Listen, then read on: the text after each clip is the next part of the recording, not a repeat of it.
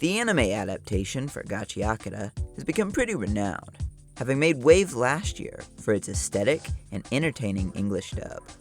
It had been on my radar for a while, but there's one problem. I don't watch anime. It takes time that I could spend, I don't know, playing Overwatch, scratching my nuts. But manga is another story. You've promised 20 minutes of your time per episode of anime, but the pace of manga is only limited by your reading speed. You can stop and pick up on a dime, and even have it open while you do something else, casually consuming it whenever your attention span starts to drift. To that point, about 2 weeks ago, I read all of the Gachiakuta manga in one day, and it was simply fantastic. Not flawless, but fantastic. So, why should you read the Gachiakuta manga? Not sponsored.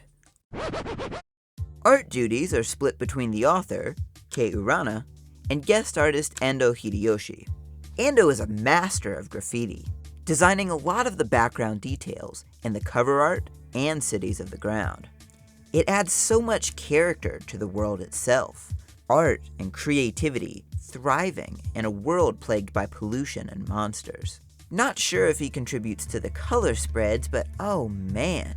The grungy walls with eye-popping neon colors, accompanied by the fits, the dynamic poses. Oh, Lord, don't get me salivating and fantasizing about things. Not to speak too little of Urana's work. The blurs, shot composition, smear frames, and just the designs themselves make every bit of action easy to follow along with.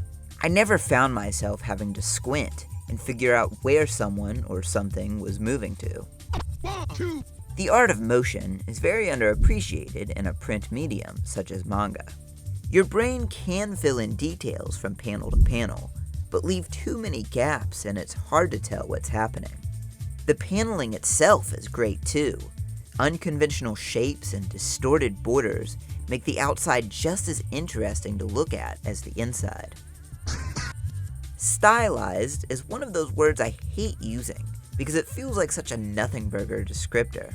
Nevertheless, the wild hairdos, proportions, eyes, and especially outfits make every character stand out. Realism is sacrificed for a more cartoonish look, and it's to the manga's benefit. I might get random side characters confused in Kagurabachi or Chainsaw Man, but everyone is memorable here. Designed so lovingly crafted and fun to see, even in the absence of color and voice acting. I won't bore you with the story and characters. If you're coming from the anime, you know this already, but it's safe to say, I love them just as much. The hero organization plot isn't exactly new, but unlike most series, I feel just as invested in the other characters as I do Team Akira. And there's multiple ongoing mysteries that I can't wait to see unravel. Now that Season 1's over, if you haven't already, I strongly advise you to give the manga a chance. And maybe one day, I'll give the flip side a chance as well. Till next time, see ya.